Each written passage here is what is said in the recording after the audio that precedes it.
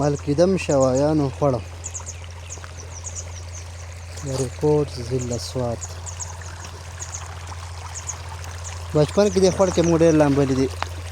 ماشومان به راتلو په دې ډنډانو کې. دلته به ډنډان ورغه ډنډان به و ډنډان لاړ ختم شو او دې کې به هم دلته لامبل دا خوړ وبایده. بلکې میان به پکې هم موږ رانیولو. میان به پکې رانیولو. واړه واړه میان به ډېر مزهناک و. ډېر ښایسته وخت و. ماشاءالله جاري اوبه دي که نه څونه خوند کوي. دومره خوبصورته ښکلې صفا شفافې اوبه دي.